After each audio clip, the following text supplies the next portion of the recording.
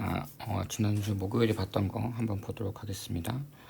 일단 A랑 B가 하나는 가시광선, 하나는 자외선이라고 했는데, 일단 A가 살균작용이 일어난다고 했으니까 살균이면 일단 자외선이다라고 생각할 수 있겠죠.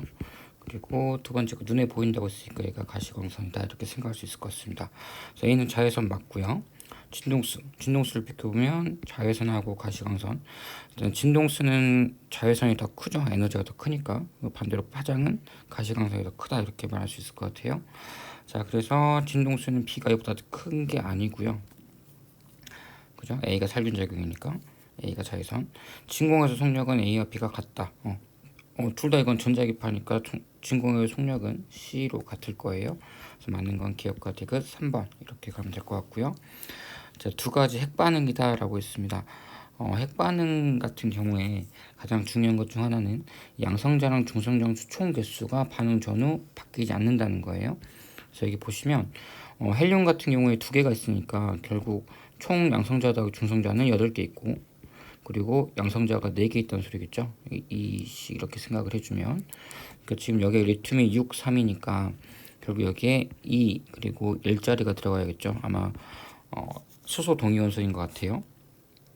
여기도 살펴보면 8, 4니까 위에가 9, 밑에가 5라서 1, 1인 수소가 하나 있어야 될 것 같아요. 그리고 여기 있는 바깥에 나와 있는 여기 있는 에너지를 보면 여기 있는 에너지가 더 크다라는 건 결국 이 에너지는 질량 결손 때문에 생기는 거라서 가의 질량 결손이 더 크다라고도 생각할 수 있습니다. 양성자만 비교해 보면 기역과 니은 둘 다 수소니까 양성자 개수는 하나로 같죠. 그러니까 기역과 니은이 같다라고 할 수 있고요. 질량수는 니은이 기역보다 크다, 니은이 기역보다 작다죠. 지금 니은은 양성자 하나, 그리고 기역은 양성자랑 중성자 하나씩 섞여 있는 거니까 질량 교수는 가가 나보다 크다, 에너지가 더 크게 나온 거 봐서 이거는 맞다. 그래서 맞는 거는 기역과 디귿 4번 이렇게 가면 될 것 같습니다. 물질파 나왔네요. 물질파는 일단 기본적으로 이런 관계가 있다는 건 꼭 알아두시고, 그래서 결국 운동량에 관련이 있다라고 생각해 주시면 됩니다. 그래서 지금 B 같은 경우에 지금 E 람다 그리고 A도 E 람다인 거 봐서 이 A랑 B는 운동량이 같다 라고 생각할 수 있겠죠. 그 파장이 같으니까 결국 B가 M0면 A는 EM0가 될 것 같고요. 그리고 얘는 지금 파장이 절반 작은 거 봐서 운동량이 2배 더 커야 돼요. 그래서 결국 얘도 EM0여야 가능한 상황입니다. 질량은 A가 2배다 맞고요. B의 2배. 운동량의 크기는 B랑 C가 다릅니다. C가 더 크죠. 그래서 이건 틀렸고요. 운동에너지 C랑 A의 관계네요. A 같은 경우에 운동에너지를 비교하면 2분의 1 EM0 V0의 제곱이고요. C 같은 경우에는 2분의 1 EM0 그리고 4V0의 제곱이니까 2배가 아니고 4배다 이렇게 가야 될 것 같아요. 그래서 4번에 1번 이렇게 가면 될 것 같고, 5번과 6번 이런 문제 되게 보통 모의고사에 잘 안 나오는 유형이긴 한데 한번 보겠습니다. 지금 일단 제가 여기에다가 각 물체에 작용하는 힘을 다 써봤거든요. 그래서 원래 이렇게 역학할 때는 꼭 이렇게 연습할 때는 꼭 각 물체에 작용하는 힘을 모두 써보는 연습을 해보셔야 돼요. 그럼 A 같은 경우에는 A 자체의 중력, 그리고 B가 주는 자기력, 그리고 수직항력, 바닥에 주는 수직항력 이렇게 세 개를 받을 거고요. 얘는 이제 B가 주겠죠. 그리고 B 같은 경우에는 중력 받고요. 그리고 A가 주는 자기력 받을 겁니다. 이 자기력과 이 자기력은 서로 작용 반작용이에요. 그래서 크기는 같고요. 그리고 방향은 정확히 반대다. 이렇게 생각해 주시면 되겠습니다. 그래서 A, B 지금 둘 다 멈춰 있으니까 결국 어떤 사이가 되냐면 얘네들의 크기가 같다. 그리고 이것도 수직항력 하나가 얘네 두 개를 받쳐주고 있는 거죠. 그래서 얘네 둘이 이렇게 힘의 평형이다. 이렇게 생각을 해주셔야 돼요. 실험 2 같은 경우도 A, B, C에 각각 작용하는 힘을 모두 다 써주면 이제 이렇게 되겠죠. 그래서 조금 헷갈릴까봐 조금 보충을 하자면, 여기 있는 이 자기력 B는 B랑 A 사이에 작용한 힘이에요. B가 A에게 주는 거. 그리고 이거는 C가 A한테 주는 자기력이고요. 그리고 여기 있는 자기력 C는 C가 B에게, 그리고 자기력 A는 A가 B에게 주는 자기력이겠죠. 이것도 B가 C한테, 그리고 또 A가 C한테. 그럼 이제 작용 반작용 관계를 한번 잘 찾아봐야 돼요. 이 AC랑 여기는 C랑 작용 반작용이고요. 그리고 여기는 AB와 여기는 AB 이렇게가 서로 작용 반작용이다 이렇게 생각을 해주시면 되겠죠. 세모 별표 이렇게 구분을 하겠습니다. 그리고 얘네 둘이 이렇게 두 개가 또 작용 반작용 되겠죠. 네모 이렇게 표시할게요. 자, 그래서 한번 따져보면 지금 이걸 한번 잘 봅시다. 지금 이 별표가 어떤 거냐면 여기 있어요. 여기 요거. 근데 이 별표 두 개가 이 별표가 지금 B 같은 경우에 지금 함의 합력이 0이기 때문에 결국 얘네 둘이 더한 거 밑으로 내려간 이 두 개 더한 게 요거랑 같아야 돼요. 결국 얘는 뭐랑 같냐면 중력 B의 중력 더하기 자기력 C가 B한테 준 자기력과 같겠죠. 근데 여기는 또 C가 A에게 준 자기력이 있거든요. 그러니까 요게 지금 뭐냐면 지금 이거랑 이거예요. 그럼 요게 뭐냐면 결국에 얘네 둘이 더한 게 저거니까 중력 C 그리고 자기력 BC 이런 관계겠죠. 근데 자기력 BC는 또 뭐랑 관련이 있냐면 아까 말했지만 여기 이거 있고요. 그러니까 결국 이렇게 사라지고 뭐만 남냐면 결국 수직항력이 지금 가해지는 힘은 A의 중력 그리고 B의 중력 그리고 C의 중력이다. 결국 밑에서 받쳐주는 게 이 A와 B와 C를 모두 받쳐주는 무게만큼 힘을 줘야만 제가 지금 저 상태로 유지되고 있다 라고 생각해 주면 될 것 같습니다. 그래서 A가 수평면을 누르는 힘의 크기 수평면을 누르는 힘의 크기는 결국 B가 1보다 크다 2가 1보다 크죠. 이런 계산해 보면 A랑 B의 중력만큼만이다 이렇게 생각하시면 되고요. 이 같은 경우에는 A, B, C 전체의 중력이니까 5번이 맞는 말 이렇게 가면 될 것 같아요. 1번에서 자기력과 중력 지금 A가 B에 대한 자기력과 중력 이건 서로 B가 결국 얘네 둘의 힘의 크기가 같아서 지금 힘의 평형 상태를 유지하고 있는 거니까 정지하고 작용 반작용 관계는 아니다. 힘의 평형 관계다 이렇게 봐야 될 것 같고요. 2에서 AB의 작용 자기력 크기는 B의 무게와 같다라고 했습니다. 근데 지금 B에 작용하는 힘이 두 개가 아니거든요. 세 개죠, 세 개. 지금 중력도 있지만 여기 지금 중력도 있지만 이거 외에 자기력이 두 개다 보니까 지금 얘네 둘만 같으면 자기력 하나가 남아 돌아서 안 되겠지. 1과 2에서 A와 B에 작용하는 자기력 크기는 같다. 1과 2에서 A가 B. 일단 얘네 둘이 거리도 달라요. 거리도 다를 뿐더러 이렇게 힘의 평형 관계를 생각해 보면 같진 않습니다.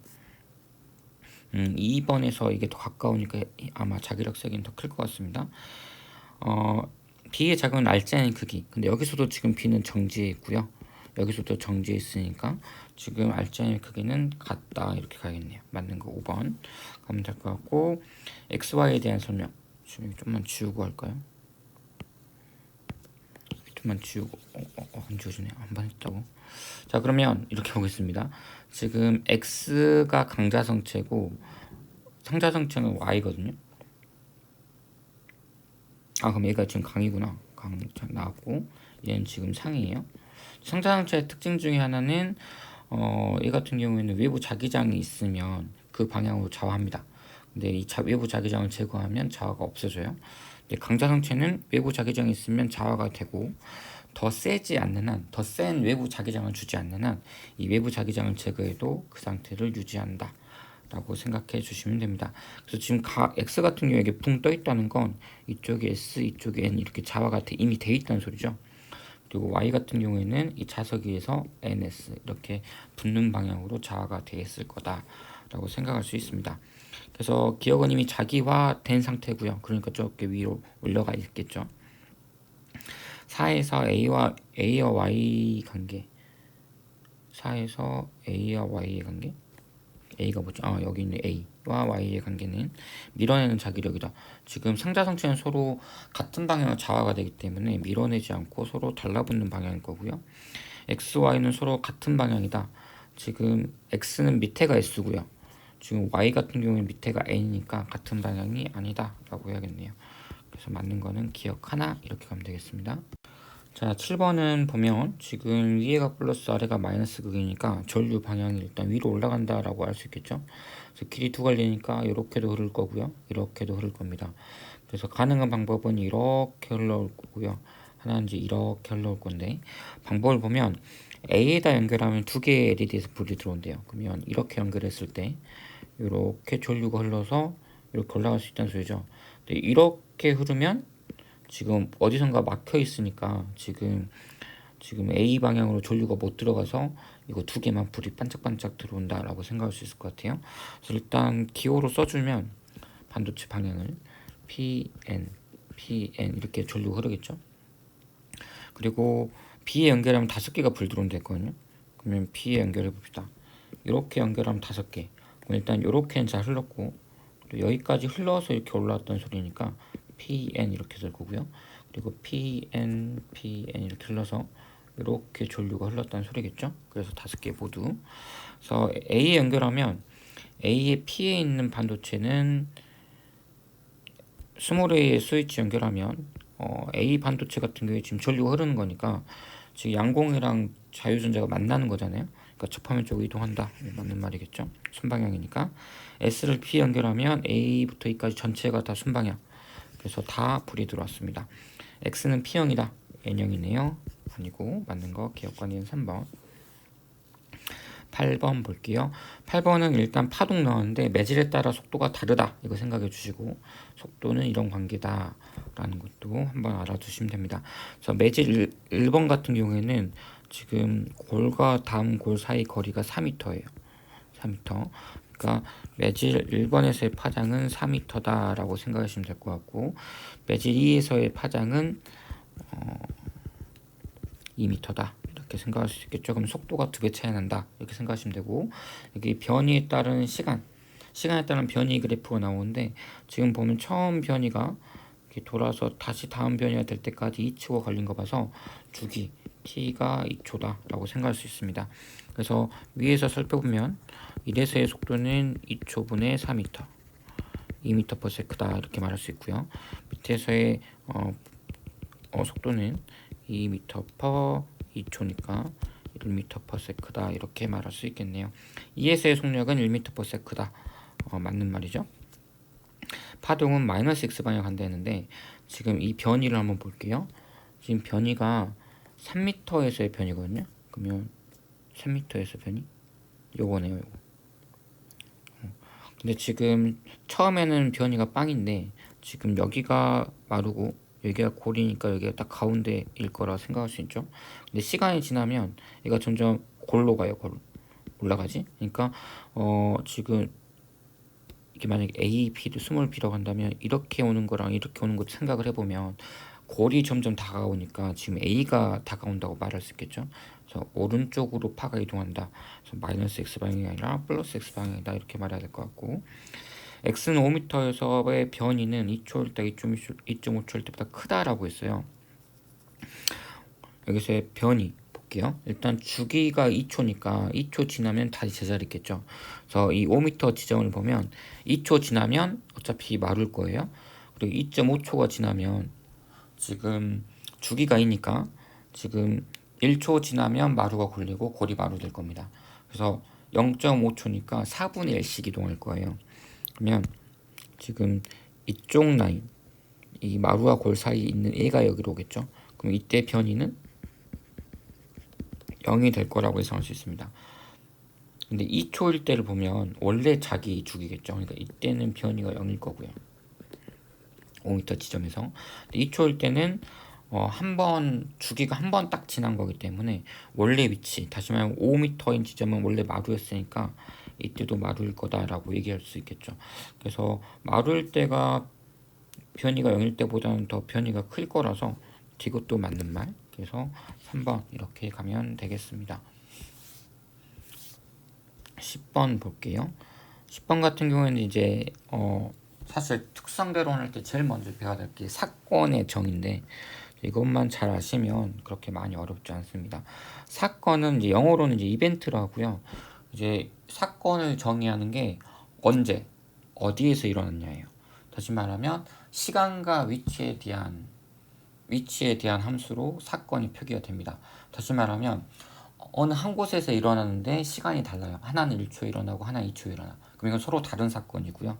반대로 똑같은 시간인데 하나는 x는 1m 지점, 하나는 x는 2m 지점에서 일어나면 같은 시간에 일어난 서로 다른 두 사건, 동시 사건이라고 부르는 거예요. 그래서 시간과 위치가 같으면 이거는 같은 사건이다 라고 생각하시면 됩니다. 그래서 이거 되게 중요한 말이니까 꼭 한번 익혀두시고 봅니다. 지금 보시면 지금 여기 있는 사건 내용들을 1번부터 4번까지 내려놓는데 이건 지금 누가 관찰한 거냐면 여기 있는 이 관찰자가 관찰한 거래요. 관찰자 입장이에요. 관찰자 입장. 생각을 해보면 x가 p 위치에 왔다. 그러니까 a가 여기까지 왔을 때 그리고 빛이 x에서 방출했다. 그때 빛이 x에 방출했다. 관찰자 입장에서 1과 2가 동시라고 했대요. 그 3과 4 x가 q 위치였어요. x가 나중에 여기까지 왔을 때 여기서 쐈던 빛이 여기까지 빛이 왔다 이렇게 생각을 해주시면 될 것 같아요. 빛. 나중에 우주선이 이만큼 올 때 이렇게 올 때요. 자 그러면 이 색깔을 달리할까? 이렇게 우주선이 왔을 때 빛이 이렇게 왔다 이렇게 생각을 해주면 되겠죠. 그럼 우리 이걸 한번 생각해 봅시다. x가 p 위치에 왔어요. 그러면 일단 그리고 2번 보면 빛이 x에서 방출했어요. 그러면 관찰자 입장에 생각해 보면은 일단 동시라고 했으니까 시간이 같죠. 그리고 p 위치에서 일치. 그리고 그때 빛이 x에서 방출됐어요. 근데 x가 p 위치에 왔을 때 그때 x에 방출했으니까 결국 위치도 같아요. 다시 말하면 얘네들은 하나의 사건입니다. 자, 우리가 어떤 걸 생각해 줘야 되냐면 특상대성 이론에서는 어떤 걸 이제 생각을 해줘야 되냐면 일단 기본적으로 사건이 다르면 관찰자에 의해서 이 사건의 순서가 달라 보일 수는 있어요. 움직이는 애 혹은 멈춰있는 애에 따라서 어떤 사건 1과 사건 2가 있을 때 어떤 사람이 보기에는 동시로 보이지만 누가 보기에는 동시가 아닐 수도 있다는 건데 하나의 사건은 누가 봐도 그 사건은 무조건 일어나게 돼 있어요. 물론 천천히 빨리 일어날 수도 있지만 하나의 사건은 결국 그 사건은 일어난다라는 거예요. 다시 말하면 1번과 2번은 사실 나눠서 쓰긴 했지만 얘네들은 한 개의 사건이다. 그래서 우주선이 봐도 이 사건은 하나의 사건으로 봐야 됩니다. 그래서 우주선이 보더라도 얘네들은 동시에 발생하는 하나의 사건이고요. 그리고 이제 3번, 4번을 볼 건데 지금 우주선이 여기 도착할 때 빛은 여기 도착했다고 했어요. 그럼 이거는 누가 더 빠르냐, 순서가 있냐라고 생각해 볼 수 있겠죠. 한번 이렇게 한번 비교를 해볼게요. 얘가 이제 정지하에 있는 애가 있고요. 여기 이제 기차가 오른쪽으로 가는 V로 가는 이제 이런 상황이 있다고 칩시다. 근데 B가 이렇게 A 근처로 딱 왔을 때, 그러니까 A가 B 근처로 딱 왔을 때 여기 두 군데에서 만약에 번개가 빠방 쳐요. 근데 B 입장에서 동시에 관측이 됐다고 치면 이걸 A는 누가 먼저 보냐면 동시에 빵 쳤을 때 A로 빛이 오기까지 A는 가만히 있지 않고 조금이라도 앞으로 올 거니까 V 델타 T만큼 앞으로 올 거니까 결국에 A가 이쪽 빛, 이쪽이 이제 알파 빛, 이쪽이 베타 빛이라고 하면 알파 번개 빛을 먼저 보고 베타 번개 빛을 나중에 봐요. 다시 말하면 A 입장에서는 움직이는 방향에 향하는 사건을 먼저 관찰하고요. 뒤에 있는 사건을 나중에 관찰합니다. 그러니까 움직이는 방향 쪽으로 B가 정지했을 때. 그래서 이 상황도 똑같아요. 우주선 입장에서 이렇게 1번 사건이 있고 2번 사건이 있을 때 관찰자가 보기에는 동시이지만 우주선 입장에서는 움직이는 방향으로 있는 사건이 먼저 그리고 자기 움직이는 방향이 반대쪽이 나중 사건이 됩니다. 그래서 2번이 먼저 1번이 나중이에요. 그래서 빛이 아래 도달하는 거 4번이 먼저고 3번이 나중입니다. 그래서 맞는 거는 10번에 2번 이렇게 가면 되겠네요. 11번 보겠습니다. 11번도 잘 보시면 좀 처음에 정지, 나중에 정지예요. 그래서 이 용철이 팡 밀어버리면 지금 밀고 나면 원래 처음 운동량이 전체 0이니까 나중에도 전체 운동량은 같아야 됩니다. 총 운동량은 충돌 전후 보존이 되니까요. 이렇게 생각하시고, 문제는 BC 같은 경우에 지금 충돌하고 정지를 해버렸거든요. 정지했다는 건 결국 뭐를 의미하냐면 충돌 후에 운동량이 빵이니까 충돌 전도 운동량이 빵이어야 되죠. BC만 놓고 봤을 때. 그래서 충돌 전 이 B와 이 C의 운동량도 같을 거다. 근데 이 C랑 D랑 같을 거거든요. 운동량이. 처음에 이렇게 운동량이 같으니까. 결국에 결론은 P, A, B, C, D가 다 운동량이 같은 상황이었다 라고 생각해 두시면 됩니다. 그래서 힘의 크기에 따른 게 나오는데 지금 이 A와 D 같은 경우에 나중 운동량이 같으니까 이제 정지했을 때 둘 다 정지했고 나중 운동량이 같으니까요. 결국 얘네들은 똑같은 충격량을 받았다. 그래서 여기에 이 A의 면적과 충격량과 이 D의 충격량은 같을 거다. 이렇게 두 개의 넓이는 같을 거다라고 얘기할 수 있고요. 그래서 분리된 후 운동량 크기는 같다. 기억 맞는 말. 힘의 크기를 나타내는 곡선과 시간축 이론 면적은 같다. 방금 했죠. 충격량이 같으니까. 이 시간 동안에 BC의 평균 값은 이거 평균값. 결국 근데 얘네 둘도 결국 충돌하고 멈췄잖아요. 다시 말하면 B가 지금 이 힘의 크기를 보면 이게 지금 B가 받는 힘이죠. B가 C로부터 받는 힘. 그러니까 이게 B가 나중에 0이 됐잖아요. 충돌하고 0이 됐으니까 결국 이 충격량이 어떤 거냐면 B가 0이 되는 이 충격량이다 라고 생각할 수 있습니다. 그러면 결국 그 량은 여기 있는 이 면적들과 같죠. 여기 있는 이 면적들. 그럼 FA 평균값의 몇 배냐라고 물어봤는데 이제 FA는 ET만큼 움직인 거고요. 그러니까 FA의 A의 평균을 어떻게 쓸까요? 평균 이렇게 쓸까요? 평균 곱하기 ET랑 그리고 FBC의 평균의 T랑 지금 충격량이 같으니까 이런 관계다. 그러면 2배다. 차이 날 수 있겠네요. 그래서 맞는 거는 기억 니은 디귿 다 맞는 걸로 가면 될 것 같아요. 자, 12번을 보면 12번은 이제 인계각 찾는 실험이고요. 지금 이게 실험 1번 같은 경우에 보면 A에서 B로 빛을 입사했을 때 인계각이 40도. 다시 말하면 이 각도가 40도일 때가 인계각이다. 그러면 그때 반사각은 이렇게 있을 거고 그리고 굴절각이 아예 없는 그런 상황이다 라고 생각을 하는 거죠. 그때가 된 거지. 그래서 이제 얘기를 해보면 일단 전반사가 일어났다는 건 결국 파가 느린 쪽에서 빠른 곳으로 이동했을 때 그게 가능하니까 지금 A랑 B랑 비교하면 A가 더 느린 곳, B가 더 빠른 곳이라고 생각할 수 있고요. B랑 C랑 봤을 때 B에서 쐈을 때 전반사가 50도에서 일어났으니까 결국에 B가 빠른 곳이면 C는 더 빠른 곳이다 이렇게 얘기할 수 있겠죠. 그래서 C는 파동이 더 빠른 곳 그리고 A는 파동이 느린 곳 이렇게 생각할 수 있을 겁니다.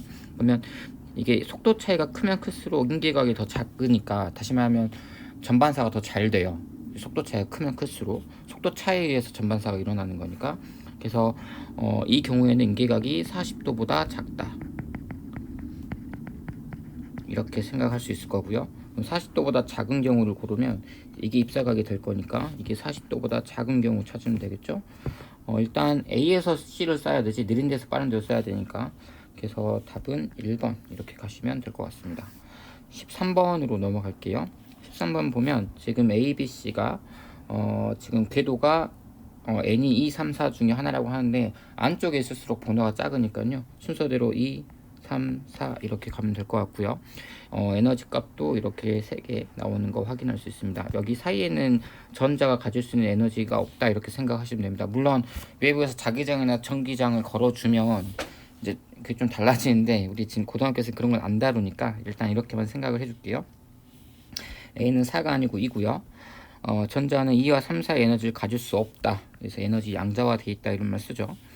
N이 B에서 C로 전이할 때 B에서 C면 3에서 4거든요. 그러면 3에서 4로 이렇게 전이할 때 흡수하겠죠. 흡수. 근데 얼만큼 흡수하냐면 3에서 4 뺀 값을 흡수하겠지. 에너지가 4가 더 크니까 이 4 빼기 이 3을 흡수할 거예요. 그래서 3이가 아니라 4, 3이다 이렇게 가야 될 것 같습니다. 맞는 거 1번 이렇게 가면 되겠네요. 자, 14번 문제 한번 볼게요. 일단 이런 문제가 나오면 일단 처음엔 연습을 해야 되니까 각 물체에 작용하는 힘을 다 나타내는 연습이 필요해요. 그래서 지금 저 같은 경우도 여기 보시면 A, B, C, D에 작용하는 힘을 다 썼거든요. 물론 뭐 수직항력, 중력은 안 썼지만 그로 인한 알짜임들은 다 써놓은 상황이에요. 그래서 확인해 보면 A는 중력이랑 장력 이렇게 두 개, 그리고 B는 P의 정력, 그리고 Q의 정력, 그리고 중력 mg, 그리고 이제 C 같은 경우도 장력 두 개에 중력에 의해서 내려가는 빗면을 타러 내려가는 힘 FC, 그리고 이것도 FT랑 장력 이렇게 있습니다. 그래서 지금 현재 상황은 정지된 상황이거든요. 그럼 지금 뭘 확인할 수 있냐면 A도 정지, B, C, D 다 정지니까 A 입장에서 힘이 이거 두 개잖아요. 그러니까 얘네 둘이 같아야겠지. 그래야 이제 정지하고 있을 거니까요. 여기도 보면 TP가 그럼 지금 EMG란 소리고요. 그리고 그럼 TQ가 얼마냐면 요렇게 두 개 더한 거랑 위에 거랑 같아야 되니까 TQ는 3mg다. 이렇게 얘기할 수 있을 것 같아요. 그럼 얘가 3mg. 그리고 이거 모르는 거, 요거 모르는 겁니다. 그리고 이것도 얘 모르고 얘 모르고. 근데 이제 어떤 식으로 써볼 수 있냐면, 그러면 FC가 이거 C에 작용하는 힘을 써볼게요. 그러면 FC 더하기 TR 빼기 3mg가 0인 거죠. 정지해 있으니까. 그 D 같은 경우도 어떻게 쓸 수 있냐면 FD 빼기 TR이 0인 상황이죠. 정지해 있으니까. 이렇게 쭉 더해주면 양쪽 오른쪽 FC 더하기 FT가 3mg다. 이런 결론이 하나 나와요. 다시 말하면 지금 C가 빗면에 있어서 중력을 온전히 다 못 받죠. 왜냐면 중력 중에 일부가 이렇게 수직항력이랑 이제 상쇄돼서 없어지니까 그 빗면을 향하는 이 힘이 어느 정도 남아있을 텐데 그 힘을 지금 FC 그리고 D양과 FD 해서 지금 이렇게 나왔다라는 거. 자, 그리고 나서 이제 그 다음이 P를 끊었습니다. 그 상황을 여기 오른쪽에 그려놨거든요. P를 끊었으면 이제 이렇게 되겠죠. 그래서 이 상황도 한번 생각을 해보면 이때는 얘네들이 가속 운동을 해요. 9분의 2g로. 이렇게 해서 다들 9분의 2g로 움직인다. 이렇게 말할 수 있겠죠. 그럼 이걸 각각 한번 써보겠습니다. 이 상황을. 그러면 B 같은 경우에는 어떻게 될 거냐면 TQ 프라임 빼기 mg, 이게 m의 9분의 2g 이렇게 하나 될 거고요. C 같은 경우에는 FC 더하기 TR 프라임 빼기 TQ 프라임이 M0의 9분의 2g 이렇게 될 거고요. T 같은 경우도 FD 빼기 TR 프라임이 M0의 9분의 2g다. 이렇게 말할 수 있겠죠. 여기서 하나씩 정리를 해보면 지금 이건 바로 계산이 되니까 TQ 프라임이 9분의 11g고요. 그러면 여기가 9분의 11g니까 지금 얘네 둘만 식을 다시 써보면 FC 플러스 TR 프라임이 9분의 11g가 쫄로 넘어가면 9분의 11g 플러스 M0 9분의 2g 이렇게 나오나요? 그리고 FT 빼기 TR 프라임은 M0의 9분의 2g 이렇게 나오네요. 이것도 한번 더해주면 FC 더하기 FD 요게 얼마냐면 9분의 4 M0g 더하기 9분의 11g 이렇게 나오는 것 같아요. 근데 아까 FC 더하기 FD가 얼마인지 나왔었거든요. 여기 3mg라고 나와 있으니까 그 3mg를 여기다 한번 넣어볼게요. 자, 그럼 정리하면 9분의 4 M0g는 3이면은 9분의 17이니까 9분의 27 16mg 이렇게 나오네요. 약분할 거 약분 다 하고 보면 M0가 4m이다. 이거 하나 나오고요. M0가 4m이니까 여기다가 4 넣을까요? 4m 넣을 거고, 그 문제를 읽어보면 지금 P를 끊었을 때 R의 장력이 9분의 10mg라고 했어요. 그래서 정리를 하면 지금 TR 프라임이 9분의 10mg라는 소리니까 결국 이게 FD는 9분의 10mg 더하기 9분의 8mg 이렇게 됩니다. 그래서 FD가 9분의 18이니까 2mg 될 거고요. 둘이 더했을 때 FC랑 D랑 더했을 때 3mg라고 했으니까 FC는 mg다. 이렇게 나오겠네요. 그럼 다시 문제로 돌아가면 지금 여기 이 m0가 4m이에요. 그리고 이 FD는 2mg입니다. 문제에서 뭐라 했냐면 R을 끊었어요.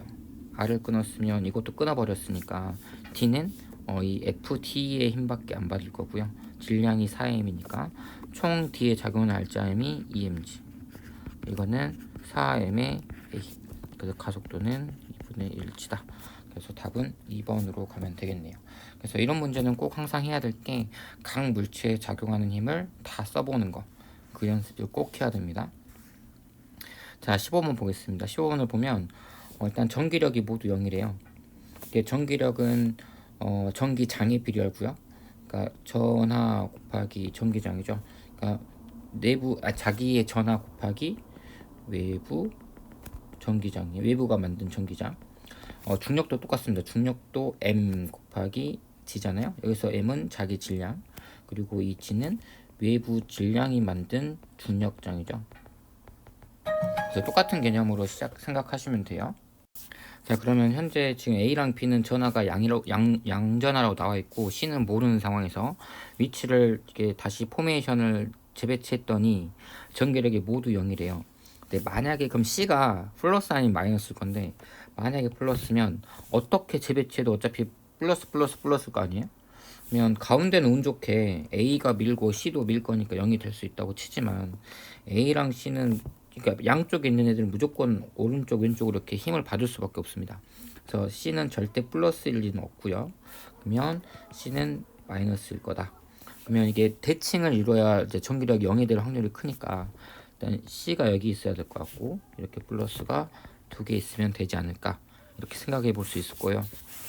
또 하나 얘기하자면, 지금 D 입장에서, 여기 있는 애 입장에서 지금 왼쪽에 있는 애는 이렇게 끌 거고 오른쪽에 있는 애는 이렇게 끌 거예요. 일단 플러스는 마이너스를 끌 거니까. 근데 그 크기가 같아야 힘의 크기가 0이니까 결국 여기 있는 전하량이 얼마인지 모르겠지만 플러스 Q0면 여기도 플러스 Q0다, 이렇게 말할 수 있겠습니다. 근데 여기 있는 물음표 두 개도 0 나와야 돼요. 근데 저거는 사실 어떻게 생각해 보냐면 가운데 있는 마이너스는 얘를 이렇게 끌 거예요. 하지만 플러스는 이렇게 밀겠죠. 맨 오른쪽에 있는 애. 근데 이것도 크기가 같아야만 물음표도 결국 힘의 크기가 R자임이 0이다 라고 말할 수 있겠죠.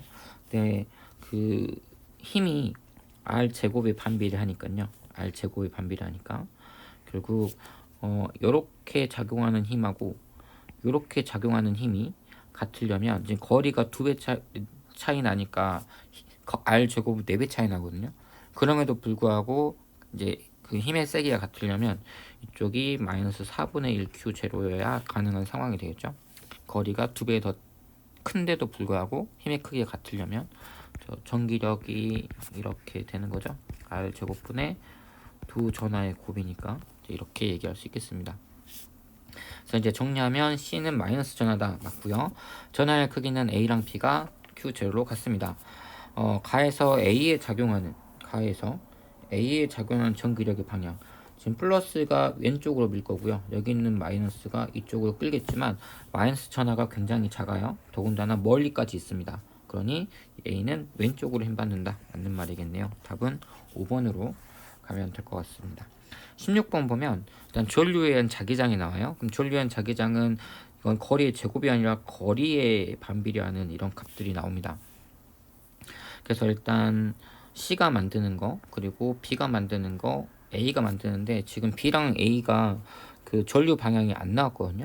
그러면 일단 본인이 임의대로 이렇게 끄어놔도 돼요, 전류 방향을. 그래서 그 방향으로 생각하고 문제를 풀다가 만약에 I가 음수가 나오면 방향만 바꿔주면 됩니다. 크기는 어차피 똑같을 거고요. 자, 그래서 이 방식대로 진행을 한번 해보겠습니다. 근데 지금 보면 P와 Q에서 세 전류에 의한 자기장이 모두 빵이라고 있어요. 그럼 하나씩 해볼게요. P 입장에서의 자기장을 생각해 보면 C가 만드는 게 거리가 지금 2D 차이 나거든요. 그러면 앞에 비례상수 무시하시고 2D분의 10I 제곱. 근데 지금 방향이 중요하니까 방향을 우리가 지정해 놓을 필요가 있어요. 지금 C에서 A 한 게 지금 나오고 있거든요. 그래서 만약에 나오고 있는 걸 플러스라고 하고요. 그러면 들어가는 거를 마이너스라고 한번 해봅시다. 이건 지금 플러스 값. 그 B에 의해서는 들어가는 값이니까 빼기 B에 흐르는 걸 전류를 IB, A에 흐르는 걸 IA라고 부르면 빼기 D만큼 떨어져 있고 IB, 그리고 A에 의해서도 들어가는 방향이죠. A에 의한 전류 방향에 의한 P에서의 자기장 방향이, 그럼 빼기 여기서는 ED 떨어져 있으니까 ED분의 IA, 요게 0이다 이렇게 되고요. Q도 한번 생각을 해보면 일단 C 입장에서는 나오는 방향이 플러스예요. 근데 거리가 D, ED, 3D, 4D네요. 그럼 4D분의 10 I0, 그리고 B에 의한 것도 지금 나오는 방향이에요. 그럼 더하기 D분의 IB. 근데 A에 의해서는 들어가니까 빼기 거리가 3D가 됐네요. 3D분의 IA, 한 개 0이다. 이렇게 놓고 일단 하나씩 구해봅시다. 일단 양변을 다 더하면 IB가 사라질 것 같으니까 해보면 4D분의 30I0 빼기 6D분의 5IA가 0이죠. 그러면 계산을 해주면 6, 그리고 뭐 D는 같은 것끼리 없애주고 나머지만 계산해주면 I0가 2, 3, 3. 그러면 I0가 IA가 9I0 나오네요. 그리고 부호도 플러스가 나왔으니까 우리가 처음에 생각했던 이 방향이 맞는 방향이다 생각하시고, 그럼 9A를 여기다 넣어주겠습니다. 여기다 넣어주면 2D분의 5I0, 그리고 빼기 9 넣었으니까 3 다시 할게요. D분의 3I0 플러스 D분의 D분의 IB가 0 나오는 거죠. 지금 요거 정리한 거예요. 이렇게. 그러면 계산을 거의 마무리해 봅시다. 얘네 둘이 더하면 2D분의 마이너스 6, 1 I0죠. 그렇죠? 2분의 5고 얘가 2분의 6이니까 플러스 D분의 IB는 0. 여기도 양수 나오네. IB가 2분의 1 I0 이렇게 나오네요. 근데 우리는 그냥 IA만 구하면 되는구나. IA만 구하면 되니까 9I0 요거 이렇게. 그래서 이런 식으로 부호만 일단 선정해 놓고요. 전류는 일단 임의로 잡은 다음에 계산해서 I가 음수가 나왔다. 그러면 방향만 바꿔주면 되고요. 양수가 나오면 그 방향이 맞다. 이렇게 생각해 주시면 돼요. 자, 17번 문제예요. 일단 여기 이 구역에서 자기장 방향이 표시가 안 돼 있는데, 표시가 안 돼 있어도 한번 문제에서 조건이 있을 거니까 그 조건을 가지고 한번 풀어보겠습니다. P가 D에 있을 때, D를 지날 때, 그러면 지금 이게 지금 세경으로 따져줘야 되니까 위에다가 조그맣게 그릴게요. 이만큼 갔을 때를 말하는 거겠죠. 이렇게 가고 있으면 결국 3D를 지날 때 P에는 전류가 I0 유전류가 플러스 방향으로 생긴다라고 했어요. 그러면 그걸 먼저 해야겠네요. 그러면 이렇게 3D를 지나고 있어요. 3D를 지나고 있어. 그러면 이 경우에 유도 전류는 왜 생기는 거냐면, 여기는 어차피 지금 꽉 차 있거든요. 얘가 조금 더 앞으로 간다고 해서 여기 있는 자기력 선속이 변하지 않을 거고, 이제 얘가 지금 앞으로 가면 요만큼 더 간다면 요만큼의 자기력 선속이 더 생길 거니까 결국 얘에 의한 유도 전류가 생기는 거죠. 근데 그때 방향이 플러스 Y 방향이래요. 근데 우리 렌츠의 법칙을 생각을 하면 지금 얘가 위로 올라간다는 건 유도 전류에 의한 자기장 방향이 지면에서 지금 나오는 방향이고요. 그러면은 들어가는 방향으로 자기 손속이 세질 거다. 그러면 이가 이렇게 들어가는 방향이 있거다라고 예상할 수 있겠죠. 그래서 이 B0에 해당하는 만큼 점점 자기력 선속이 증가할 거니까 그에 대한 렌츠의 법칙에 의해서 유도 전류가 I0가 흘렀다라고 생각할 수 있습니다. 자, 그러면 지금 D를 지난다고 했어요. 다시 파란색으로 돌아올게요. D를 지났어요. 그러면 지금 얘가 지금 앞으로 가면 요만큼 해서 이렇게 더 자기력 손속이 생길 거니까 유도전류가 생기는 건 맞는데 방향도 들어가는 게 많아지니까 나오는 방향으로 이렇게 반시계 방향으로 이렇게 흐르는 것까지 맞는데 자기장이 지금 약하잖아요. 2번에 비해서. 자기장이 약하니까 유도전류도 약해질 거예요. 그러니까 유도전류가 2I0가 아니라 원래 I0보다 절반 작은 2분의 I0가 흐르겠다라고 생각할 수 있겠네요. 그래서 일단 17번에 기억은 아닌 것 같고요. 그리고 OD를 지날 때 전류가 흐르지 않는다. 좀 지워보고 할까요? 지워주려나? 한번 움직여갖고 안 되네. 자, OD를 보면 지금 색깔을 달리 할게요. 여기를 지날 때 여기. 근데 여기를 지나는데 얘가 좀 움직이면 앞에 게 이만큼 생기고 뒤에 게 요만큼 사라져요. 근데 여기도 비제로 여기도 비제로니까 자기력 손속을 생각하면 자기력 손속의 총량은 변하지 않거든요. 네, 그러다 보니 유도전류가 흐르지 않는다. 이건 맞는 말 될 것 같고요. 7D를 지났대요. 7D면 이제 여기 마지막이네요. 7D면 지금 이 상황이에요. 여기서 앞으로 쭉 가고 있으면 지금 얘가 앞으로 갈 때마다 빈 공간이 생기는 거니까 자기력 손속이 줄고 있죠. 들어가는 자기력 손속이 줄고 있으니까 이제 들어가는 방향에 유도전류가 생겨야 돼요. 그럼 유도전류가 이렇게 시계 방향으로 유도전류가 생길 거다. 그럼 P 입장에서는 마이너스 Y 방향. 이엔딩은 맞는 거 4번으로 가면 되겠습니다. 자, 18번 볼게요. 18번 좀 잘 보고 푸셔야 돼요. 일단 질량이 2m, 4m 이렇게 나와 있고요. 지금 문제를 보시면 A의 속도가 그래프로 나와 있는데 지금 4T일 때 속도가 확 줄어들었고요. 그리고 지금 충돌할 때 시간은 무시하는 것 같아요. 갑자기 속도가 확 줄었지? 그래서 이때가 4T일 때 속도가 확 변했으니까 이때 한번 충돌이 일어났구나 라고 생각할 수 있고요. 6T일 때 B랑 C가 충돌할 때요. 그러면 4T일 동안에 A가 이만큼 이동했고요. 이때부터 B가 C랑 충돌을 하는데 2T의 시간이 더 걸렸다라고 생각을 할 수 있겠죠.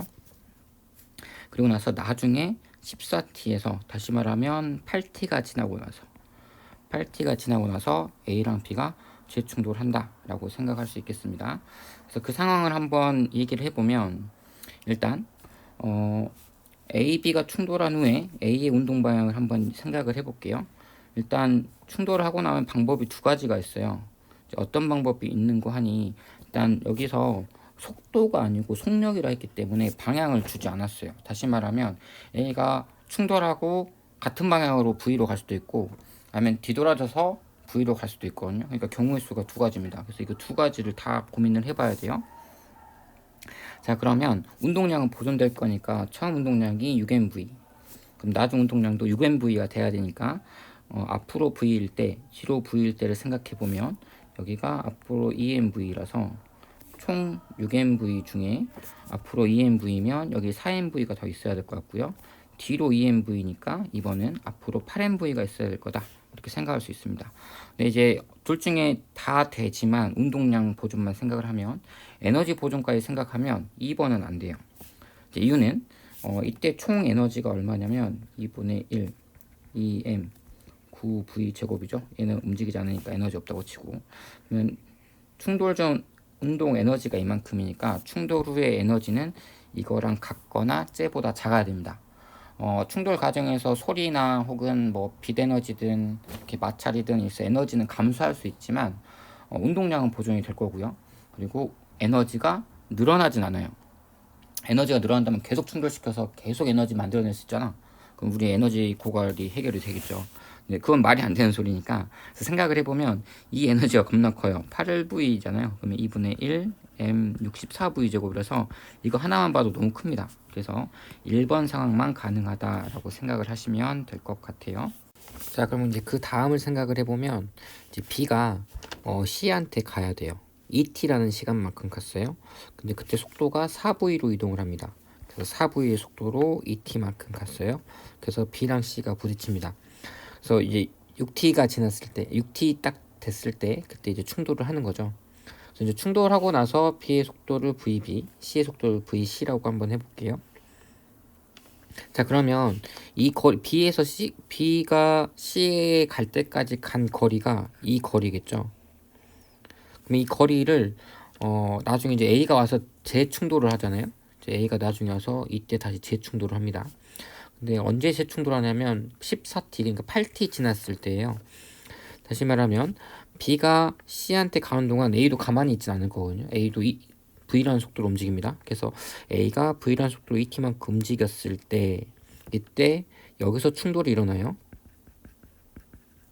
그래서 B가 움직인 총 거리가 8VT라고 한다면 그 중에 A가 2VT 따라왔고 그 남은 거리 6VT를 남은 기간 여기를 언제 충돌하냐면 14t에서 충돌하니까 8t 초 뒤에 A와 B가 충돌한다라고 생각을 하면 되겠죠. 그래서 이 6VT라는 이 거리를 8t 뒤에 A와 B가 재충돌한다.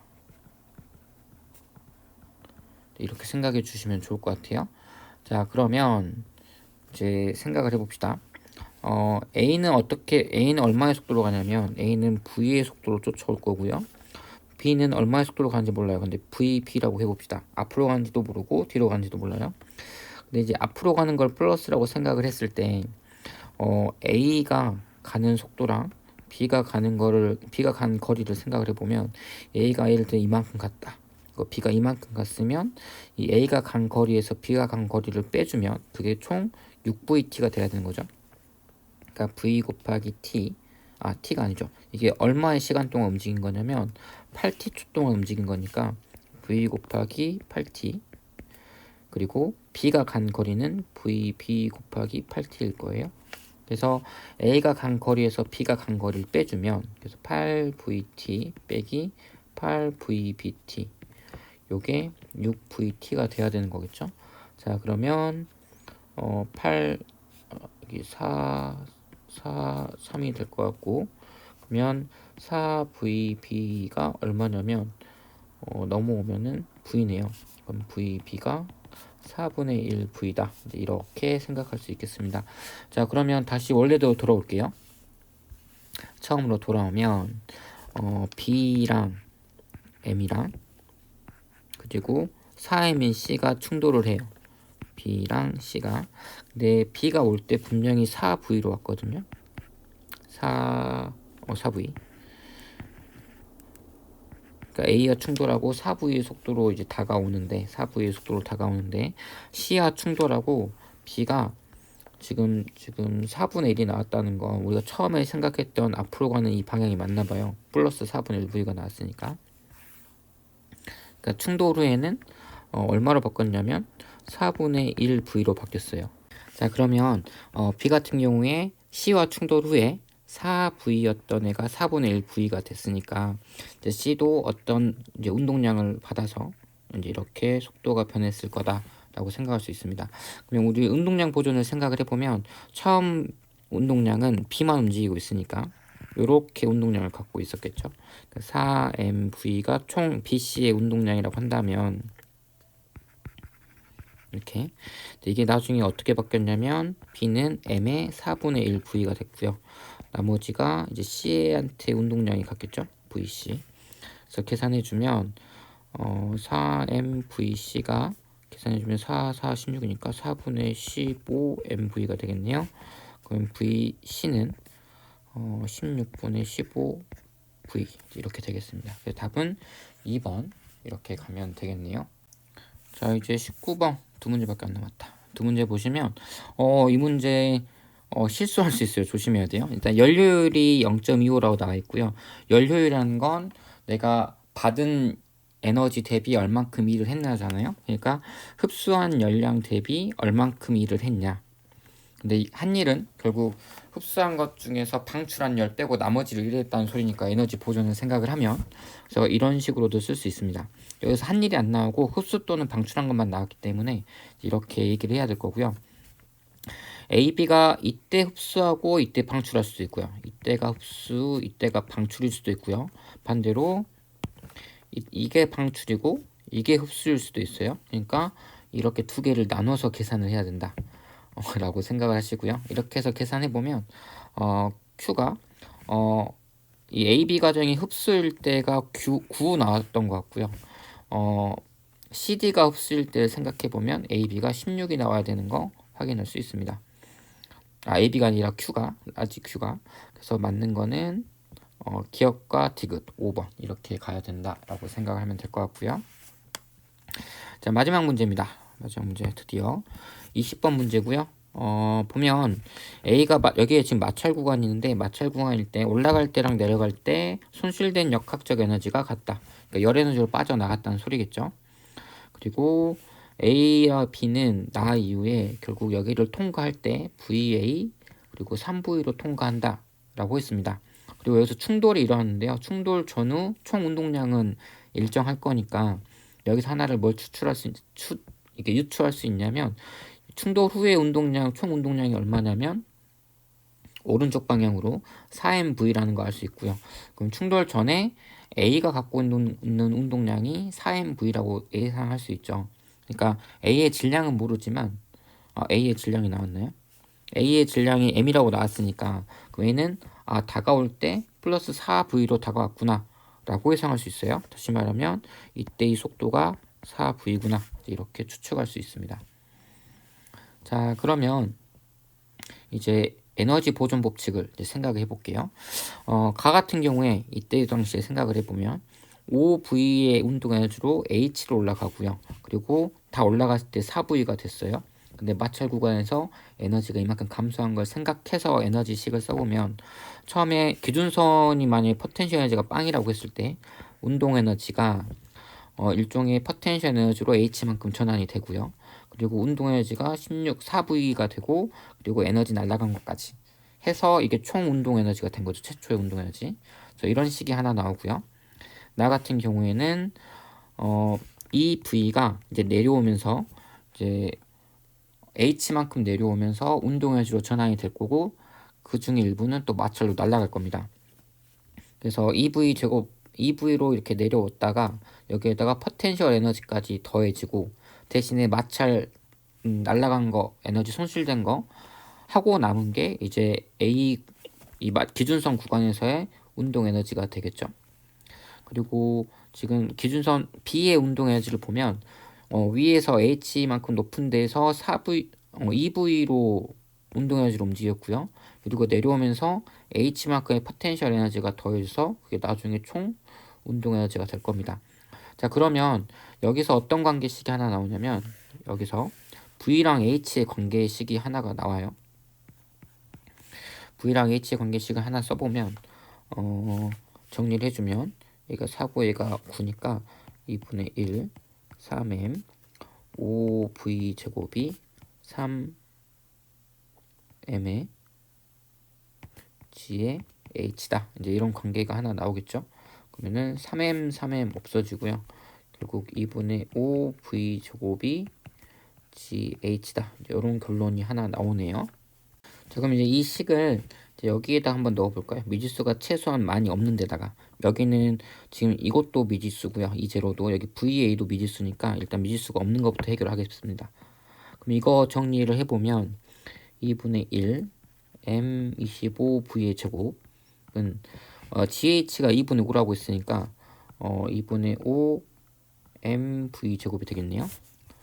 플러스 2분의 1 16 MV의 제곱 그리고 더하기 2 제로 이렇게 되겠네요.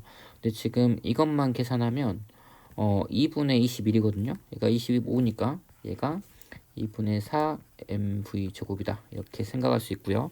이제 여기서 구한 요거를 마지막 여기다가 대입을 해주면 여기다 쓸게요. 밑에다가 2분의 1 M 4V의 제곱 더하기 MGH가 아까 얼마였냐면 MGH가 여기다 M 넣으면 2분의 5니까 2분의 5 MV 제곱 빼기 2분의 4 MV 제곱이에요. 이 제로가 2분의 4라고 했으니까 이게 얼마냐면 요게 2분의 1 MVA의 제곱이다. 이렇게 나오네요. 결론이.